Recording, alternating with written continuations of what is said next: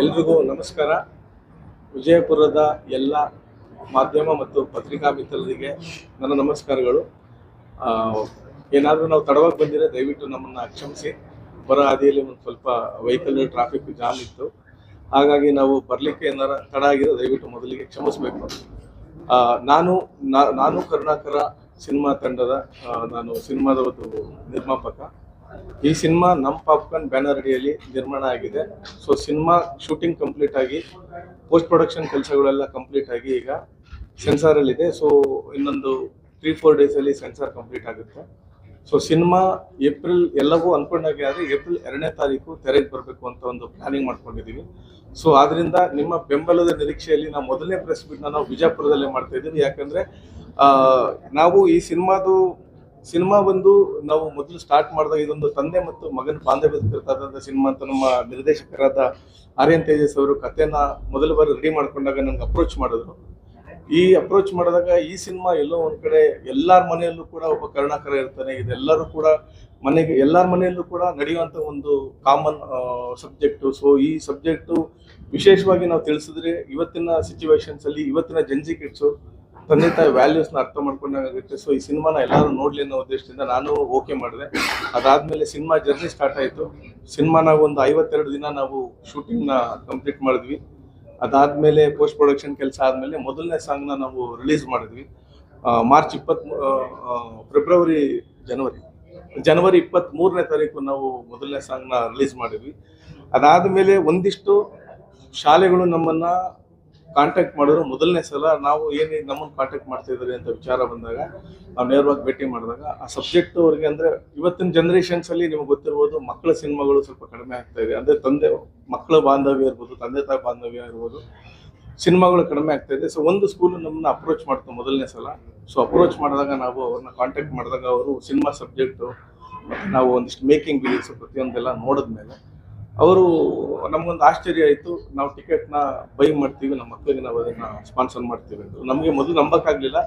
But ಅದಾದಮೇಲೆ ಒಂದು weak ಆದಮೇಲೆ ನಮ್ಮನ್ನ ಕರೆಸಿ ಅವರು ಟಿಕೆಟ್ನ ನಮ್ಮ ಹತ್ರ ಮೊದಲನೇ ಸಲ ಬೈ ಮಾಡಿ ಅಡ್ವಾನ್ಸ್ ಮಾಡಿ ಟಿಕೆಟ್ನ ಬೈ ಮಾಡಿದ್ರು. ಸೊ ಬಹುಶಃ ಇದು ನನಗೆ ಮೊದಲನೇ ಸಿನಿಮಾ ಮತ್ತು ಇದು ಮೊದಲನೇ ಅನುಭವ ಆಯಿತು. ಅದಾದಮೇಲೆ ಅವರೇ ಒಂದು 10ರಿಂದ 15 ಸ್ಕೂಲ್ನ ರೆಫರ್ ಮಾಡಿದ್ರು, ಅವರ ಒಂದು ಕ್ರೆಡಿಟಲ್ಲಿರುವಂಥ ಸ್ಕೂಲ್ಸ್ಗಳನ್ನ. ಎಲ್ಲ ಸ್ಕೂಲ್ಗೂ ನಾವು ಟ್ರೈ ಮಾಡೋಣ ಅಂತ ವಿಸಿಟ್ ಮಾಡಿದಾಗ ಎಲ್ಲರೂ ಕೂಡ ಅಕ್ಸೆಪ್ಟ್ ಮಾಡಿ ಬ್ಯಾಂಗ್ಳೂರಲ್ಲಿ ಒಂದು ಕೆಲವೊಂದು ಸ್ಕೂಲ್ಗಳು ಅಂದರೆ ಟಿಕೆಟ್ನ ಬೈ ಮಾಡಿದ್ರು. ಈ ವಿಚಾರ ಮೇಡಮ್ಗೆ ಹೇಗೆ ಗೊತ್ತಾಯ್ತು ಅಂತ ನನಗೆ ಗೊತ್ತಿಲ್ಲ. ಒಂದಿನ ಮೇಡಮಿಂದ ನನಗೆ ಕಾಲ್ ಬಂತು, ನಾನು ಈ ಥರ ಮಾತಾಡ್ತಾ ಇದ್ದೀನಿ ಅಂದರು. ಅದಾದಮೇಲೆ ಈ ವಿಚಾರನ ಕೇಳಿ ಅವರು ಆಲ್ರೆಡಿ ಬ್ಯಾಕ್ಗ್ರೌಂಡ್ ಎನ್ಕ್ವೈರಿ ಮಾಡಿದ್ದಾರೆ. ಅಂದರೆ ಕೆಲವೊಂದಿಷ್ಟು ಸ್ಕೂಲ್ಗಳು ಟಿಕೆಟ್ನ ಬೈ ಮಾಡಿ ಕೊಡ್ತಾ ಇರೋದು, ಮತ್ತು ಮೇಡಮ್ ಅವ್ರದ್ದೇ ಪ್ರಾರ್ಥನಾ ಶಾಲೆ ಇದೆ, ನಿಮಗೂ ಗೊತ್ತಿದೆ. ಸೊ ಅದು ಅವ್ರಿಗೆ ಕ್ಯೂರಿಯಾಸಿಟಿ ಆಯಿತು. ಅದಾದಮೇಲೆ ನಮ್ಮನ್ನು ಅವರು ಕರೆದ ಮೇಲೆ ನಾವು ಅವ್ರ ಹತ್ರ ಹೋಗಿ ಮೀಟ್ ಮಾಡಿದ್ವಿ. ಅದಾದಮೇಲೆ ಇದ್ರ ಬಗ್ಗೆ ಚರ್ಚೆ ಮಾಡಿದ್ರು. ನಮ್ಮ ಸಿನಿಮಾದ ಒಂದಿಷ್ಟು ಗ್ಲಿಮ್ಸು ಸಾಂಗ್ಸ್ ಎಲ್ಲ ಕೇಳಿದ್ರು, ತುಂಬಾ ಖುಷಿ ಪಟ್ಟರು. ಅವ್ರ ಸಾಂಗ್ ಕೇಳಿದಾಗ ಅವ್ರ ತಂದೆ ಜೊತೆ ಕಳೆದಂತಹ ದಿನಗಳು, ಅವ್ರ ತಂದೆಗೆ ಏನೆಲ್ಲ ಟಾರ್ಚರ್ ಕೊಟ್ಟಿದ್ರು ಅನ್ನೋದೊಂದಿಷ್ಟು ಮಾತಾಡಿ, ಅದಾದಮೇಲೆ ಅವರು ಕೂಡ ಅವ್ರದ್ದು ಪ್ರಾರ್ಥನಾ ಶಾಲೆಗೆ ಸುಮಾರು 8,500 ಮಕ್ಕಳಿದ್ದಾರೆ ಅವ್ರ ಪ್ರಾರ್ಥನಾ ಶಾಲೆಯಲ್ಲಿ. ಸೊ ಅದನ್ನು ಅವರು ಟಿಕೆಟ್ಸ್ಗಳನ್ನ ನಮ್ಮಿಂದ ಖರೀದಿ ಮಾಡಿ ಅವ್ರ ಮಕ್ಕಳಿಗೆ ಸ್ಪಾನ್ಸರ್ ಮಾಡುತ್ತೀನಿ ಅಂತ ಹೇಳಿದ್ದು ನನಗೆ ತುಂಬಾ ಖುಷಿ ಆಯಿತು. ಮತ್ತು ಇಮಿಡಿಯೇಟು ಅದೇ ಟೈಮಲ್ಲಿ ಅವರ ಹಸ್ಬೆಂಡು ನಮ್ಮ ಡೈಮಂಡ್ ಸ್ಟಾರ್ ಶ್ರೀನಗರ ಕಿಟ್ಟಿಯವರು ಕೂಡ ಆ ಟೈಮಲ್ಲಿ ಮನೆಗೆ ಬಂದರು, ಕೂತ್ಕೊಂಡೆಲ್ಲ ಮಾತಾಡಿದ್ರು, ಅವರು ನೋಡಿದ್ರು. ಅದಾದಮೇಲೆ ಮೇಡಮ್ಗೂ ಹೇಳಿದ್ರು, ಯಾವುದೇ ಟ್ರೇಲರ್ ಹಂಚಿರ್ಬೋದು ಅಥವಾ ಏನೇ ಇರ್ಬೋದು, ನಾವು ನಿಮ್ಗೆ ಸಪೋರ್ಟ್ ಮಾಡ್ತೀವಿ, ಮಾಡಿ. ಇಂಥ ಮೊದಲನೇ ಸಿನಿಮಾನೇ ಇಷ್ಟು ಚೆನ್ನಾಗಿ ಮಾಡಿದಿರಿ, ಒಳ್ಳೆ ಕಂಟೆಂಟ್ ಇರೋ ಸಿನಿಮಾ, ಇಂಥ ಸಿನಿಮಾ ಎಲ್ರಿಗೂ ರೀಚ್ ಆಗಬೇಕು ಸೊ ಅಂತ ಹೇಳಿದ್ರು. ಮತ್ತು ಮೇಡಮು ಕೂಡ ಈ ಸಿನಿಮಾ ನಾನೇ ಮಾರ್ಕೆಟಿಂಗ್ ಮುಂದಾಳತ್ವ ವಹಿಸ್ತೀನಿ, ನೀವು ಎಲ್ಲಿ ಪ್ರೆಸ್ ಮೀಟ್ ಹೇಳಿದ್ರು ನಾವು ಮಾಡ್ತೀವಿ, ಎಲ್ಲಿ ಬೇಕಾದ್ರೂ ಬನ್ನಿ, ನಾವು ಈ ಸಿನಿಮಾನ ಪ್ರತಿಯೊಬ್ಬರಿಗೂ ತಲುಪಬೇಕು. ಇಷ್ಟು ಚೆನ್ನಾಗಿದೆ ಸಿನಿಮಾ, ಇಂಥ ಹೊಸಬ್ರುಗಳು ಈ ಥರ ಸಿನಿಮಾ ಮಾಡಿದಾಗ ರೀಚ್ ಆದರೆ ಇನ್ನೂ ಒಂದು 10 ಸಿನಿಮಾಗಳು ನೀವು ಮಾಡ್ಬೋದು, ಈ ಥರ ಇನ್ನೊಂದಿಷ್ಟು ಜನ ಬರ್ತಾರೆ, ಮಾಡೋಣ ಅಂತ ಹೇಳಿದ್ರು. ಸೊ ಅದೆಲ್ಲ ಫಲವಾಗಿ ನಾವು ಇವತ್ತು ನಿಮ್ಮ ಮುಂದೆ ಕೂತಿದ್ದೀವಿ. ಮೇಡಮೇ ಸ್ವತಃ ನಮ್ಮನ್ನು ಕರೆದು, ಫಸ್ಟು ಮೇಡಮ್ ಅಂದರೆ ನಮ್ಮ ಹೀರೋಯಿನ್ ಬಂದು ಬಿಜಾಪುರ ಮೂಲದವರೇ. ಸೊ ಮೊದಲನೇ ಸಿನಿಮಾ, ಮೊದಲನೇ ಪ್ರೆಸ್ ಮೀಟು ಅವರಿಂದನೇ ಸ್ಟಾರ್ಟ್ ಆಗಲಿ ಅಂತ ಹೇಳಿ ಮೇಡಮೇ ಕರೆಸಿದ್ದಾರೆ. ಸೊ ಇದು ಇವತ್ತಿನ ಜರ್ನಿ ಇಲ್ಲಿ ತನಕ ಬಂದು ಕೂತಿದ್ದೀವಿ. ಸರ್ ನಮನ್ ನಾರಾಯಣ್ ಸಂತೋಷ್ ಅಂತ ಪ್ರೊಡ್ಯೂಸರ್. ಚಿತ್ರದ ತಾರಾಗಣದಲ್ಲಿ ಆರ್ಯನ್ ತೇಜಸ್ ಅಂತ ಇದ್ದಾರೆ, ಅವರು ಸಿನಿಮಾದು ಲೀಡ್ ಆಕ್ಟರ್ ಅವರೇ ಮಾಡಿದ್ದಾರೆ, ತಮ್ಮ ಡೈರೆಕ್ಷನ್ ಕೂಡ ಮಾಡಿದ್ದಾರೆ.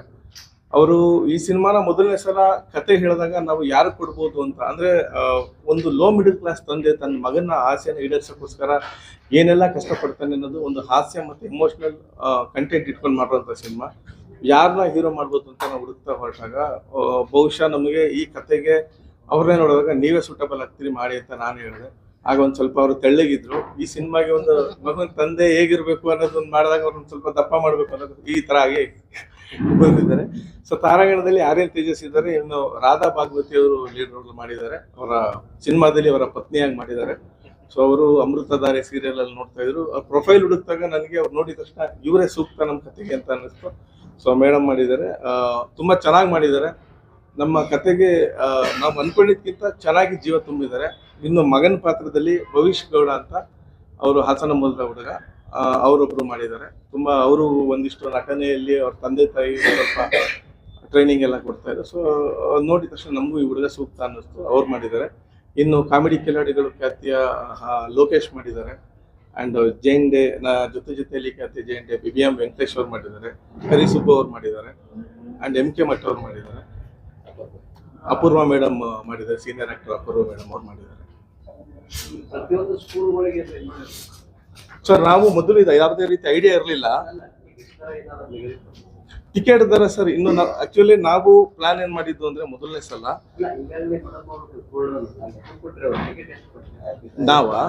ನಾವು ಸ್ಕೂಲ್ಗಳು ಫಸ್ಟ್ ಅಪ್ರೋಚ್ ಮಾಡಿ ಸಿನಿಮಾದಲ್ಲ ನಾವು ತುಂಬಾ ಕಡಿಮೆ ಬೆಲೆ ಟಿಕೆಟ್ ಕೊಟ್ಟಿದ್ದೀವಿ. ಹೌದು ಸರ್.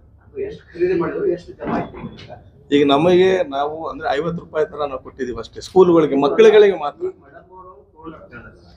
ಹೌದು, ಅದು ನಮ್ದು ಅವ್ರದ್ದು ಬಾಂಧವ್ಯದಲ್ಲಿ ಒಂದು ಪ್ರೀತಿಪೂರ್ವಕವಾಗಿ ಒಂದು ಅಮೌಂಟ್ ಕೊಟ್ಟಿದ್ದಾರೆ ಸರ್. ಅದನ್ನ ಇಲ್ಲ ಡೆಫಿನೆಟ್ಲಿ ಸರ್. ನಮಗೆ ಇಲ್ಲ ಟಿಕೆಟ್ ನಿಗದಿ ಅಮೌಂಟ್ ಮಾಡಿಲ್ಲ. ಹೌದು ಸರ್, ಯಾಕಂದ್ರೆ ಇದು ಮಕ್ಕಳು ಎಲ್ಲಾ ಮಕ್ಕಳು ತಂದೆ ತಾಯಿ ಜೊತೆ ಹೋಗಿ ನೋಡ್ಬೇಕಾಗಿದ್ದಂತ ಸಿನಿಮಾ ಆಗಿರೋದ್ರಿಂದ ನಾವು ಅಷ್ಟು ಇಷ್ಟು ಅಂತ ಟಿಕೆಟ್ ಅನ್ನು ನಾವು ನಿಗದಿ ಮಾಡಿಲ್ಲ. ಯಾವ ಶಾಲೆ ನಮ್ಮನ್ನ ಕಾಂಟ್ಯಾಕ್ಟ್ ಮಾಡಿ ಬೇಕಾದ್ರೆ ಗೌರವಪೂರ್ವಕವಾಗಿ ಪ್ರೀತಿಯಿಂದ ಏನ್ ಕೊಡ್ತಾರೆ ನಾವು ಮಕ್ಕಳಿಗೆ ಟಿಕೆಟ್ಸ್ ನಾವು ಸ್ಪಾನ್ಸರ್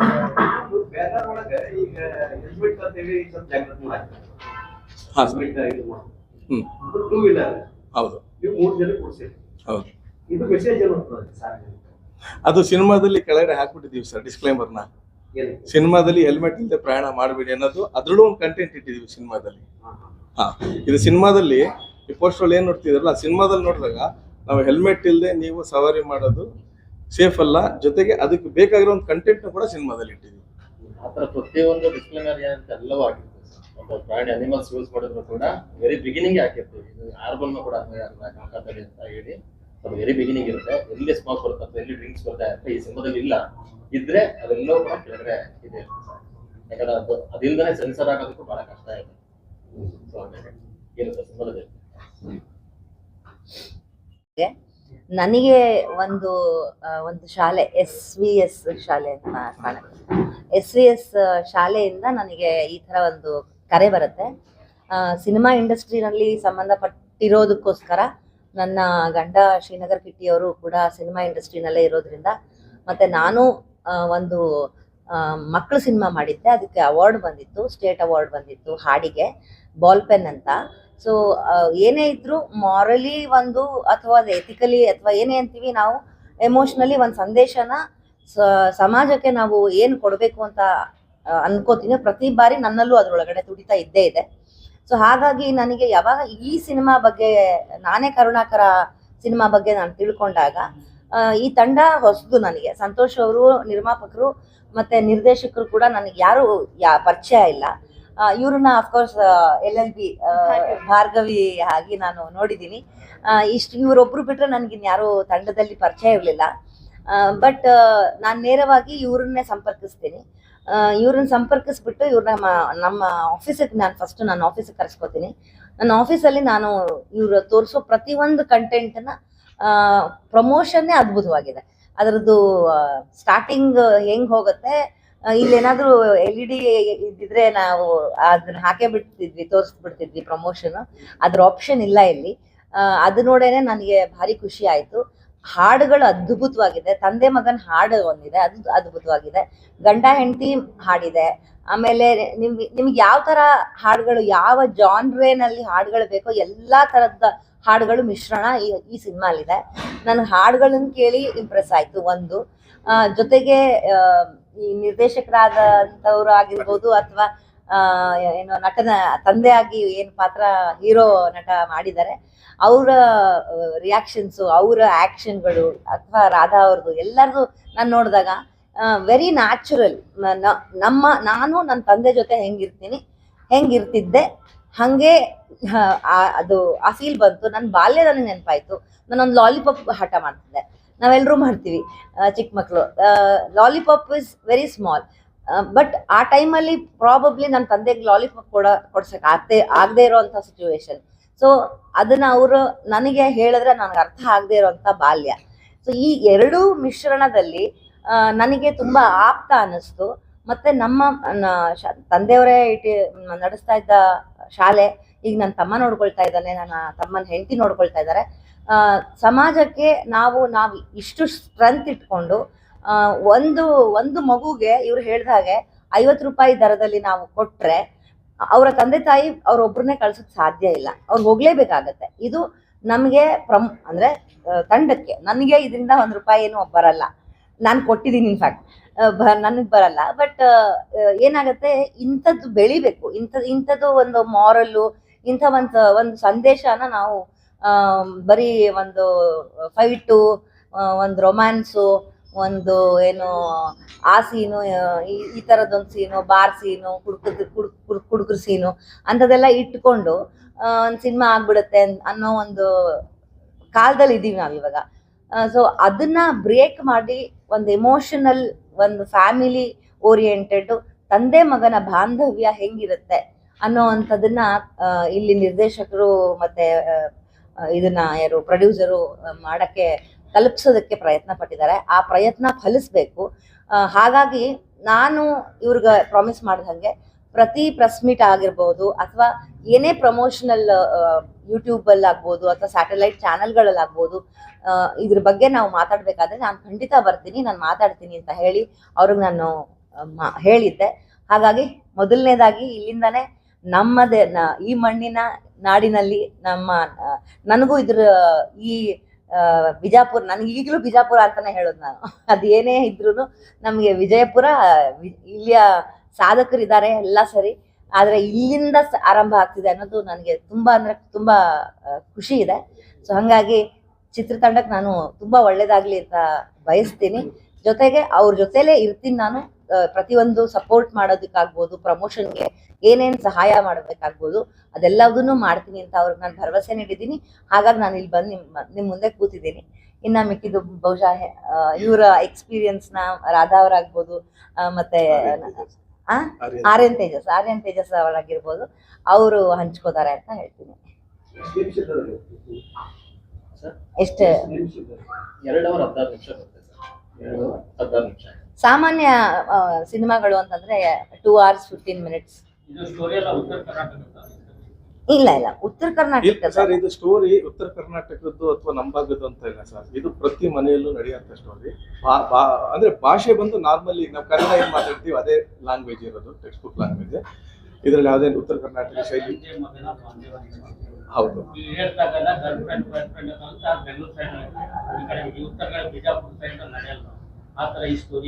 ಇಲ್ಲ ಸರ್, ಇದು ಪ್ಯೂರ್ ಒಬ್ಬ ತಂದೆ ತನ್ನ ಅಂದ್ರೆ ಈ ಕತೆ ಬಂದು ಒಬ್ಬ ತುಂಟತನ ಇರುವಂತ ಒಬ್ಬ ಮಗ, ಒಂದು 6 ವರ್ಷದ ಮಗ, ಅಂದ್ರೆ ಕೆಳ ಮಧ್ಯಮ ವರ್ಗದಂತ ತಂದೆ ಅವತ್ತಿನ ಜೀವನ ಅವನು ನಡೆಸ್ಬೇಕು. ಅದೆಲ್ಲ ಅವನ ಜೀವನ ನಡಿಬೇಕಾದ್ರೆ ಒಂದು ಸಲ ಅವನು ಅವ್ರ ಕೈಗೆಟ್ಟಿಗದೇ ಇರೋಂತ ಯಾವ್ದೋ ಒಂದು ಇದನ್ನ ಆಸೆ ಪಡ್ತಾನೆ. ಆಗ ಒಬ್ಬ ತಂದೆ ಮೊದಲು ಅದನ್ನ ನೆಗ್ಲೆಕ್ಟ್ ಮಾಡ್ತಾನೆ. ಮಗನ ಹಠ ಜಾಸ್ತಿ ಆಗುತ್ತೆ. ಈ ಹಠ ಜಾಸ್ತಿ ಆಗಕ್ಕೆ ಶುರು ಆದಾಗ, ಟಾರ್ಚರ್ ಸ್ಟಾರ್ಟ್ ಆದಾಗ ನೆಕ್ಸ್ಟ್ ಅದನ್ನ ಅವನು ಒಂದ್ ಎಮೋಷನಲಿ ಹಿಟ್ ಆಗುತ್ತೆ. ಒಂದು ವಿಚಾರ, ನನ್ನ ಮಗ ಆಸೆ ಪಡ್ತಾ ಇರೋದು ಎಮೋಷನಲಿ ಅವ್ನಿಗೆ ಹಿಟ್ ಆದಾಗ ಅದನ್ನ ಅವ್ನು ಕೊಡಿಸ್ಲೇಬೇಕು ಅಂತ ಹೊರಟಾಗ ಏನೆಲ್ಲ ಪಾಡ್ಪಡ್ತಾನೆ ಅನ್ನೋದನ್ನ ಹಾಸ್ಯ ಮತ್ತೆ ಎಮೋಷನಲ್ ಕಂಟೆಂಟ್ ಇಟ್ಕೊಂಡು ಮಾಡುವಂತ pure family oriented cinema sir. ಚಿತ್ರೀಕರಣ ಡಿಮ್ಯಾಂಡ್ ಮಾಡಿದ್ದು ಆಲ್ಮೋಸ್ಟ್ ನಾವು ಒಂದು 50% ಇಂಡೋರ್ ಆಗಿದೆ, ಅದು ಬ್ಯಾಂಗ್ಳೂರಲ್ಲೇ ಮಾಡಿದ್ದೀವಿ. ಇನ್ನು ಕೆಲವೊಂದು ಭಾಗಗಳು ನಾವು ಮೇಲ್ಕೋಟೆ ಮತ್ತೆ ಮೈಸೂರಿನಲ್ಲಿ ಮಾಡಿದ್ದೀವಿ. ಇಲ್ಲ ಸರ್ ಮಾಡಿ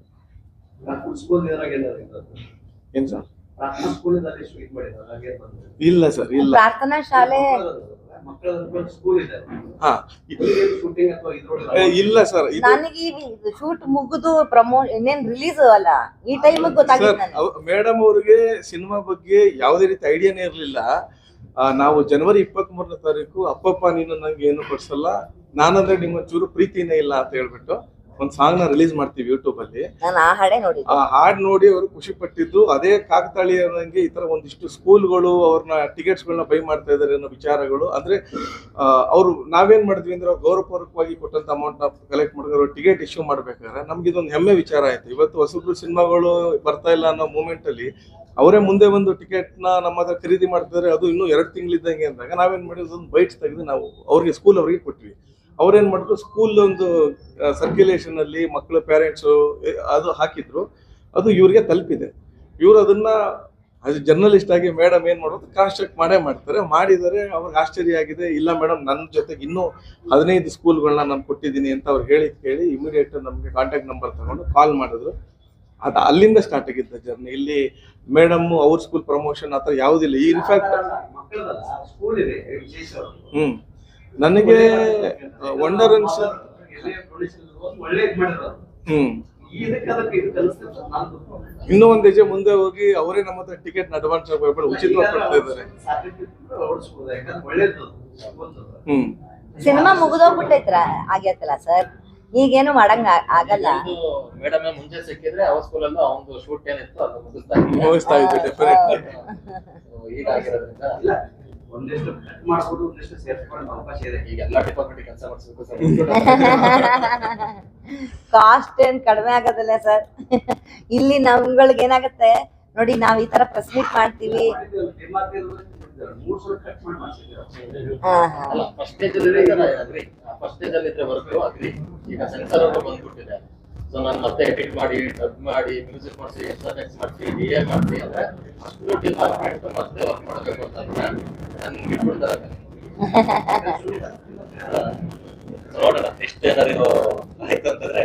ಇಲ್ಲ, ಮೇಡಮ್ ನಮ್ದು ಕಂಟೆಂಟ್ ಎಲ್ಲ ನೋಡಿದ ತಕ್ಷಣ ಹೇಳಿದ್ರು, ನನ್ನಲ್ಲಿ ಒಂದಿಷ್ಟು ಥಾಟ್ಸ್ ಇದೆ, ಡೆಫಿನೆಟ್ಲಿ ನಾನು ನಿಮ್ಗೆ ಒಂದ್ಸಲ ಕರೆದೀನಿ ಅಂತ ಹೇಳಿದ್ದಾರೆ. ಅಂದ್ರೆ ನನ್ನ ಬೇರೆ ಕಥೆಯ ಥಾಟ್ಸ್ ಇದೆ ಅಂತ ಹೇಳಿದ್ದೀನಿ.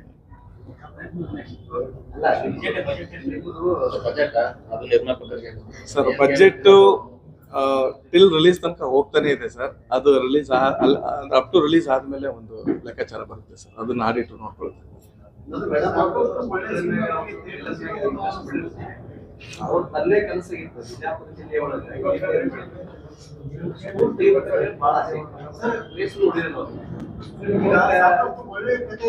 ಈ ಭಾಗದ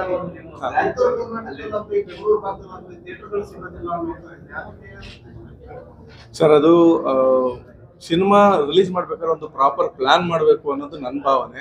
ಯಾಕಂದ್ರೆ ಈಗ ನೋಡಿ, ಫೆಬ್ರವರಿ 6ಕ್ಕೆ 11 ಸಿನಿಮಾಗಳು, ಬಹುಶಃ 11 ಸಿನಿಮಾಗಳು ಒಟ್ಟಿಗೆ ರಿಲೀಸ್ ಆಗಿದೆ. 11 ಸಿನಿಮಾ ಒಟ್ಟಿಗೆ ರಶ್ ಆದಾಗ ಥಿಯೇಟರ್ಸ್ಗೆ ಡೆಫಿನೆಟ್ಲಿ ಥಿಯೇಟರ್ ಪ್ರಾಬ್ಲಮ್ ಆಗೋದು ಸಹಜ. ಸೊ ಇವತ್ತು ಈಗಷ್ಟೇ ವಾಣಿಜ್ಯ ಮಂಡಳಿ ಎಲೆಕ್ಷನ್ ಎಲ್ಲ ಮುಗಿದಿದೆ. ಇವರೊಂದು ಅದನ್ನ ಒಂದು ಕರೆಕ್ಟಾಗಿ ಒಂದು ಪ್ಲಾನ್ ಮಾಡಿಕೊಂಡು ವೀಕ್ಲಿ ಇಷ್ಟಿಷ್ಟು ಅಂತ ಪ್ಲಾನ್ ಮಾಡ್ಕೊಂಡು ಬೆಟರ್. ಯಾಕಂದ್ರೆ ಎಲ್ರಿಗೂ ಒಂದು ಹರಿ ಇರುತ್ತೆ. ಅಂದ್ರೆ ನೆಕ್ಸ್ಟ್ ವರ್ಲ್ಡ್ ಕಪ್ ಸ್ಟಾರ್ಟ್ ಆಗುತ್ತೆ ಅಥವಾ IPL ಸ್ಟಾರ್ಟ್ ಆಗುತ್ತೆ, ನಾವು ನಮ್ಮ ಸಿನಿಮಾಗಳನ್ನ ನಾವು ರಿಲೀಸ್ ಮಾಡಿ ಆದಷ್ಟು ಸೇಫ್ ಮಾಡ್ಕೊಳ್ಳೋಣ ಅನ್ನೋದು ಎಲ್ಲ ಪ್ರೊಡ್ಯೂಸರ್ಸ್ಗೂ ಇರುತ್ತೆ. ಬಟ್ ಅದನ್ನ ಪ್ರಾಪರ್ ಪ್ಲಾನ್ ಮಾಡಿದಾಗ ಬಹುಶಃ ಈ ಥಿಯೇಟರ್ ಸಿಗಲ್ಲ ಅನ್ನೋ ಒಂದು ಸಮಸ್ಯೆ ಕಡಿಮೆ ಆಗ್ಬೋದು ಅಂತ ನನ್ನ ಭಾವನೆ. ಅಂಡ್ ಆಲ್ಸೋ ಇವಾಗ ಮಕ್ಕಳಿಗೆ ಎಕ್ಸಾಮ್ ಪ್ರೆಷರ್ ಇದೆ, ಎಕ್ಸಾಮ್ ಟೈಮಿಂದ ಪ್ರೆಷರ್. ಅದಕ್ಕೆ ಒಂದು ಸ್ಮಾಲ್ ಒಂದು ರಿಲ್ಯಾಕ್ಸೇಷನ್ ಬ್ರೇಕ್ ಅಂತ ಕೂಡ ಒಂದು 2 hours ಮಕ್ಕಳನ್ನ ಕರ್ಕೊಂಡು ಹೋಗಿ ಬಂದ್ರೆ ಅವ್ರಗಳ ಮನಸ್ಸು ಕೂಡ, ನಾನು ಹಠ ಮಾಡಿ ಏನೇ ಮಾಡಿದ್ರು ನಮ್ಮಪ್ಪ ನಮ್ಮಮ್ಮ ನನ್ನ ಬಿಡಲ್ಲ, ನನ್ನ ಕೊನೆವರೆಗೂ ನನ್ನ ಆಸೆಗಳನ್ನ ಪೂರೈಸ್ತಾರೆ ಅಂತ ಅಂದಾಗ ಓದೋ ಹಂಬಲನೂ ಜಾಸ್ತಿ ಆಗತ್ತೆ. ಅವ್ರುಗಳಿಗೆ ಅದೊಂದು ಪ್ರೇರಣೆ ಆಗತ್ತೆ. ನನ್ನ ಅಪ್ಪ ಅಮ್ಮನಿಗೆ ನಾನು ಎಷ್ಟೇ ಹಠ ಮಾಡಿ, ಎಷ್ಟೇ ತರಲೆ ಮಾಡಿ, ಎಷ್ಟು ತುಂಟಾಟ ಮಾಡಿದ್ರು ಎಲ್ಲದನ್ನು ಸಹಿಸ್ಕೊತಾ ಇದ್ದಾರೆ ಅಂತಂದ್ರೆ ನಾನು ನನ್ನ ಓದಿನ ಕಡೆ ಗಮನ ಕೊಡಬೇಕು ಅನ್ನೋದು ಕೂಡ ಒಂದು ಸಂದೇಶ ಈ ಸಿನಿಮಾಯಿಂದ ಅದು ಹೋಗುತ್ತೆ ಅನ್ನೋ ಭಾವನೆ ನಂದು. ಯಾಕಂದ್ರೆ ಇತ್ತೀಚಿನ ದಿನಗಳಲ್ಲಿ ಸಣ್ಣ ಪುಟ್ಟ ವಿಷಯಕ್ಕೆ ನಾವು ಇಲ್ಲ ಸರ್, ಇದರಲ್ಲಿ ಮಕ್ಕಳಿಗೆ ನಾವು ಆಸ್ ಎ ಪೇರೆಂಟ್ ಆಗಿ ಅವ್ರಿಗೆ ನಾವು ಎನ್ಕರೇಜ್ ಮಾಡಬೇಕು ಮತ್ತೆ ಕಾನ್ಫಿಡೆನ್ಸ್ ನ ತುಂಬಬೇಕು. ಸೊ ಇದರಲ್ಲಿ ಒಬ್ಬ ತಂದೆಯಾಗಿ ತನ್ನ ಮಗನಿಗೆ ಅವನ ಆಸೆ ಪೂರೈಸೋ ಮುಖಾಂತರ ಅವನಿಗೆ ಕಾನ್ಫಿಡೆನ್ಸ್ ತುಂಬಬೇಕು. ಅಂದ್ರೆ ನನ್ನ ಬೆಳವಣಿಗೆಗೆ ನನ್ನ ತಂದೆ ಇದ್ದಾರೆ, ನನ್ನ ತಾಯಿ ಇದ್ದಾರೆ ಅನ್ನೋ ತುಂಬುವಂತ ಸಿನಿಮಾ ಹೊರತು ಆ ಥರ ನೆಗೆಟಿವ್ ಶೇಡ್ಸ್ ಯಾವುದಿಲ್ಲ. ಪ್ರಾಪರ್ ಬಿಜಾಪುರ ಜಮಖಂಡಿ. ಸೊ ಇವತ್ತು ನನ್ನೂರಿಂದ ಒಂದು ಬಾಗಲಕೋಟೆ ಜಮಖಂಡಿ, ಬಾಗಲಕೋಟೆ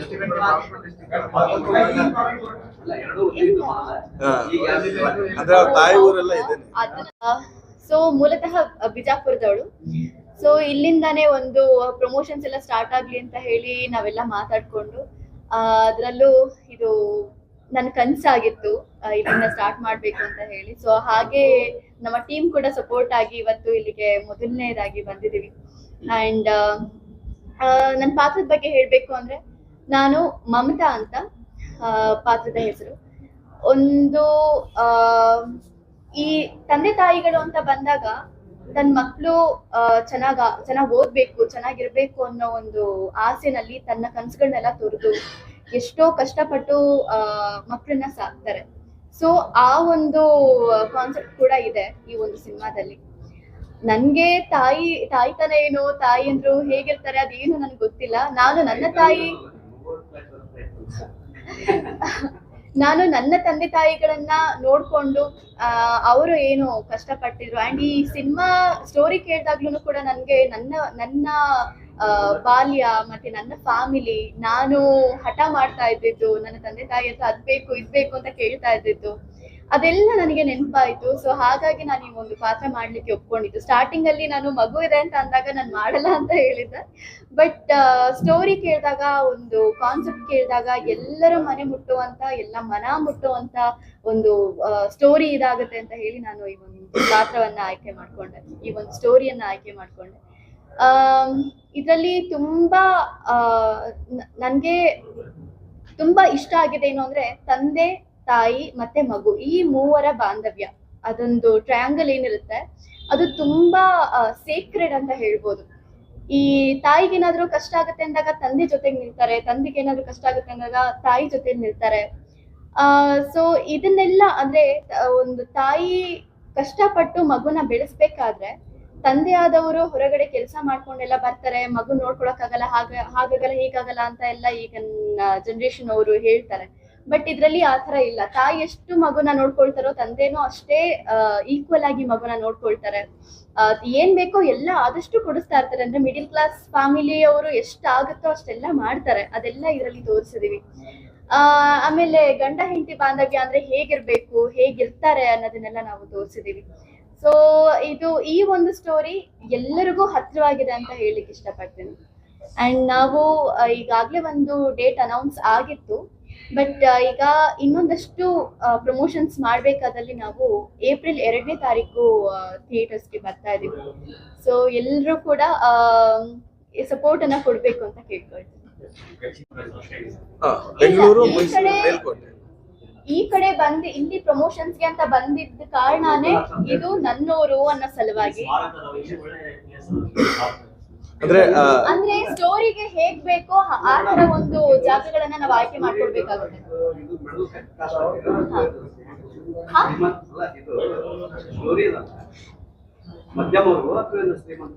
ಮಿಡಲ್ ಕ್ಲಾಸ್, ಮಧ್ಯಮ ವರ್ಗ. ಮಿಡಲ್ ಕ್ಲಾಸ್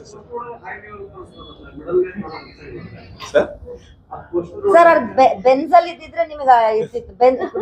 ಬೈಕಲ್ಲಿ ಇದ್ದಾರೆ, ಬೆನ್ಸಲ್ ಇದ್ದಿದ್ರೆ ನಿಮ್ಗೆ ಇದಕ್ಕೆ ಉತ್ತರ ಇದಕ್ಕೆ ಉತ್ತರ ಈ ಸಿನಿಮಾ ಮೊದಲನೇ ಸೀನಲ್ಲೇ ನಿಮ್ಗೆ ಸಿಕ್ಬಿಡುತ್ತೆ. ಈ ಸಿನಿಮಾ ಟೀಸರ್ ರಿಲೀಸ್ ಮಾಡ್ತಾ ಇದ್ದೆ, ಅದನ್ನ ಮೇಡಮ್ ನೋಡಿದ್ದಾರೆ, ತುಂಬಾ ಎಂಜಾಯ್ ಮಾಡಿದ್ದಾರೆ. ಈ ಟೀಸರ್ ಅಲ್ಲೇ ನಿಮ್ಗೆ ಸಿಕ್ಬಿಡುತ್ತೆ. ನನಗೆ ಮೊದಲನೇ ಅವ್ರದ್ದು ತೋರಿಸಿದ ಟೀಸರ್ ಏನಿದೆ, ನಕ್ಕು ಸಾಕಾಯ್ತು. ಹಂಗಿದೆ ನಿಮ್ಗೆ ಏನ್ ನೀವ್ ಹೇಳಿದ್ರಲ್ಲ ಮಿಡಲ್ ಕ್ಲಾಸ್ ಅನ್ಸಲ್ಲ ಅಂತ, ಅದ್ರ ಟೀಸರ್ ನೋಡಿದ್ರೇನೆ ಸಿಕ್ಬಿಡುತ್ತೆ ನಿಮ್ಗೆ ಅಲ್ಲಿ ಉತ್ತರ. Definitely sir.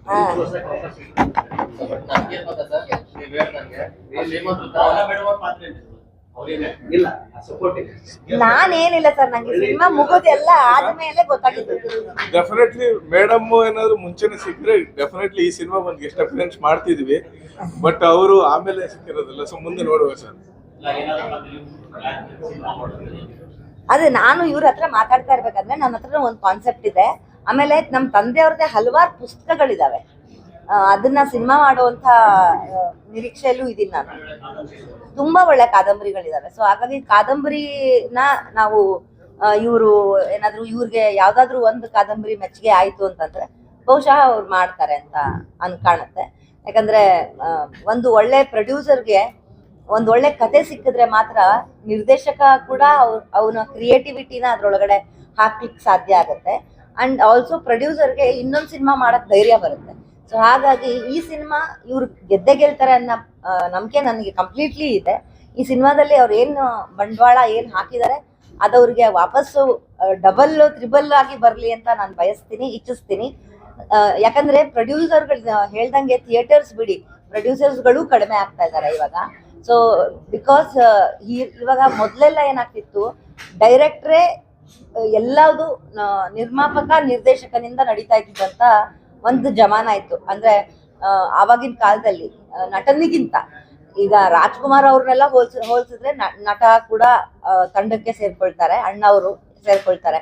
ಬಟ್ ಅದರ್ವೈಸ್ ಏನೇ ಮೇನ್ ಪಾತ್ರ ಇದ್ರು ನಿರ್ದೇಶಕ ನಿರ್ಮಾಪಕ ಇವರಿಂದ ನಡೀತಿತ್ತು. ಇವಾಗ ಹಂಗ್ ನಡೀತಿಲ್ಲ. ಇವಾಗ ಹೆಂಗಾಗ್ತಿದೆ ಅಂತಂದ್ರೆ ಹೀರೋನೇ ಎಲ್ಲದನ್ನು ನೋಡ್ಕೊಳ್ಳೋ ಹಂಗ ಆಗ್ಬಿಟ್ಟಿದೆ. ಪ್ರೊಡ್ಯೂಸರು ತಲೆ ಬಾಗ್ಬೇಕು ಹೀರೋಗೆ, ನಿರ್ದೇಶಕ ಅವನು ಅನ್ಕೊಂಡಿದ್ ಕ್ರಿಯೇಟಿವಿಟಿನ ತೆಗೆದು ಹಾಕಿ ಹೀರೋ ಹೇಳಿದ್ದನ್ನು ಕೇಳಬೇಕು.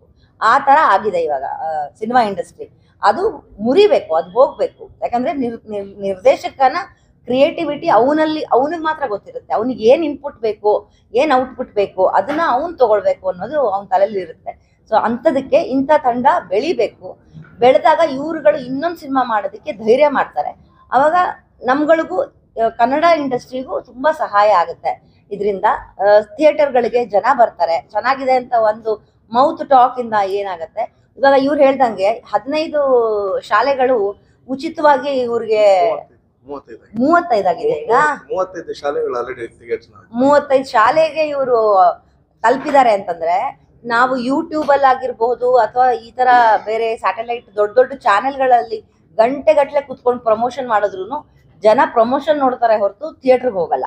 ಬಟ್ ಅವರೇ ಶಾಲೆಯವರೇ ಇವ್ರಿಗೆ ಚೆಕ್ನ ಕೊಟ್ಬಿಟ್ಟು ನಮ್ಮ ಮಕ್ಕಳನ್ನ ಈ ಸಿನಿಮಾನ ನಮ್ಮ ಮಕ್ಕಳು ನೋಡ್ಲಿ ಅಂತ ಬಯಸ್ತೀವಿ ನಾವು ಅಂತ ಬರೀ ಒಂದು ಟೀಸರು ಹಾಡುಗಳಿಗೋಸ್ಕರನೇ ಅವ್ರು ಅಷ್ಟು ನಂಬಿಕೆ ಇಟ್ಟಿದ್ದಾರೆ ಈ ಸಿನಿಮಾ ಮೇಲೆ ಅಂತಂದ್ರೆ ನೀವೇ ಊಹಿಸ್ಕೋಬಹುದು ಎಷ್ಟು ಚೆನ್ನಾಗಿರ್ಬೋದು ಈ ಸಿನಿಮಾ.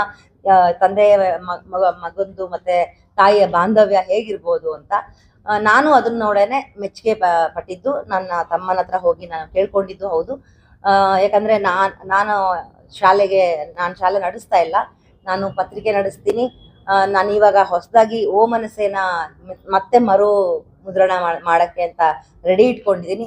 ಇದೇ ಮುಂದಿನ ತಿಂಗಳು ಓ ಮನಸ್ಸೆ 5ನೇ ತಾರೀಕಿಗೆ ಮತ್ತೆ ರಿಲೀಸ್ ಆಗ್ತಾ ಇದೆ ಓ ಮನಸ್ಸೆ ಮ್ಯಾಗಝೀನು.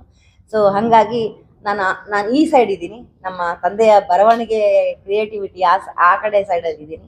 ನನ್ನ ತಮ್ಮಂಗೆ ಇದನ್ನೆಲ್ಲ ತೋರಿಸಿದಾಗ ಅವನಿಗೆ ತುಂಬ ಖುಷಿಯಾಗಿ ಅಷ್ಟು ಮಕ್ಳಿಗೂ ಇವ್ರಿಗೆ ಚೆಕ್ ಕೊಟ್ಟು ಸಿನಿಮಾನ ನೋಡ್ಲಿ ನಾವು ಕಳಿಸ್ತೀವಿ ಅಂತ.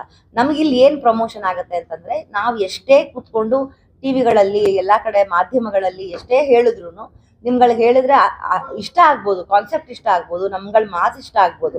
ಆದ್ರೆ ಜನ ಥಿಯೇಟರ್ಗೆ ಹೋಗೋ ಹಂಗೆ ಸೆಳೆಯೋ ಹಂಗೆ ಆಗ್ಬೇಕಲ್ಲ, ಅದು ತುಂಬಾ ಇಂಪಾರ್ಟೆಂಟ್ ಆಗುತ್ತೆ. ಈಗ ಆಲ್ರೆಡಿ 35 ಶಾಲೆಗಳು ಇವರು ಇದನ್ನ ಕ್ಯಾಪ್ಚರ್ ಮಾಡ್ಕೊಂಡಿದೆ ಅಂತಂದ್ರೆ, ತಗೊಂಡ್ಬಿಟ್ಟಿದೆ ಅಂತಂದ್ರೆ ಇದನ್ನ ಅವ್ರೆಷ್ಟು ಗ್ರಹಿಸಿರ್ಬೋದು. ಒಂದು ಪ್ರಿನ್ಸಿಪಲ್ ಆಗಿ ಅವನು ತಂದೆ ಸ್ಥಾನದಲ್ಲಿ ಆ ಮಕ್ಕಳು ನೋಡ್ತಿರ್ತಾರೆ. ಶಾಲೆ ಮಕ್ಕಳನ್ನು ಕೂಡ ಆ ಶಾಲೆ ಪ್ರಿನ್ಸಿಪಲ್ ನಮ್ಮ ಮಕ್ಕಳು ಅಂತ ನೋಡ್ತಾ ಇರ್ತಾರೆ. ಸೊ ಅವರು ನಮ್ಮ ಮಕ್ಕಳು ಹೋಗ್ಲಿ ನೋಡ್ಲಿ ಅಂತಂದಾಗ ಇಲ್ಲಿ ನಮಗೆ ನಿರ್ಮಾಪಕರಿಗೆ ಏನ್ ಪ್ಲಸ್ ಆಗತ್ತೆ ಅಂದ್ರೆ ಅವರ ತಂದೆ ತಾಯಿ ಕೂಡ, ಮಗುವ ತಂದೆ ತಾಯಿ ಕೂಡ ಹೋದಾಗ ಅವರು 200 ರೂಪಾಯಿ ಇಡ್ತಾರೋ ಟಿಕೆಟ್, 150 ರೂಪಾಯಿ ಇಡ್ತಾರೋ, ಎಷ್ಟು ಇಡ್ತಾರೋ ಅಷ್ಟು ಕೊಟ್ಟೆ ತಗೋಬೇಕು, ಅದು ಅವ್ರಿಗೆ ಲಾಭ ಆಗುತ್ತೆ ಅನ್ನೋದೊಂದು ಅದೊಂದು ಕಾನ್ಸೆಪ್ಟ್ ಇದೆ. ಇದು ಒಳ್ಳೆ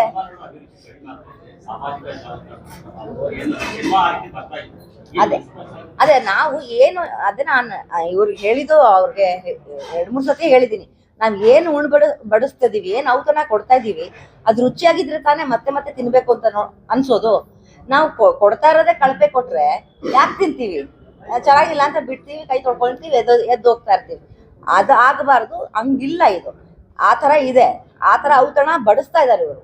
ನಾವೆಲ್ಲ ತಿಂದು ಇನ್ನೊಂದ್ಸತಿ ಬೇಕಾದ್ರೆ ಇನ್ನೊಂದ್ಸತಿ ಊಟ ಮಾಡೋಣ ಅನ್ನೋ ತರ ರುಚಿಯಾಗಿರುವಂತ ಸಿನಿಮಾ ಮಾಡಿದ್ದಾರೆ. ಸೊ ಹಾಗಾಗಿ ಇದು ಇಡೀ ಚಿತ್ರ ಮೂರೇ ಪಾತ್ರಗಳಲ್ಲಿ ಇದೆನಾ ಅಥವಾ ಇಲ್ಲ ಮೇಡಮ್, ಬೇರೆ ಪಾತ್ರಗಳು ಇದೆ. ಅಂದ್ರೆ ಕಾಮಿಡಿ ಕಿಲಾಡಿ ಖ್ಯಾತಿಯ ಹರೀಶ್ ಲೋಕೇಶ್ ಅವ್ರು ಮಾಡಿದ್ದಾರೆ. ಅಂಡ್ ಫೈಟಿಂಗ್ ಇಲ್ಲ ಫೈಟಿಂಗ್ ಇಲ್ಲ. ಜೊತೆಯಲ್ಲಿ ಖ್ಯಾತಿಯ ಜೆಂಡಿ ಅವ್ರು ಮಾಡಿದ್ದಾರೆ. ಒಂದಿಷ್ಟು ಕಾಮಿಡಿ ಆಕ್ಟರ್ಸ್ಗಳು ಮಾಡಿದ್ದಾರೆ. ಫೈಟಿಂಗ್ ಇದರಲ್ಲಿ ಇಲ್ಲ ಸರ್, ಕಾನ್ಸೆಪ್ಟ್ ಇದರಲ್ಲಿ ಫೈಟಿಂಗ್ ಕೇಳೋದಿಲ್ಲ ಇದು ಕತೆ. ಫೈಟಿಂಗ್ ಇಲ್ಲ.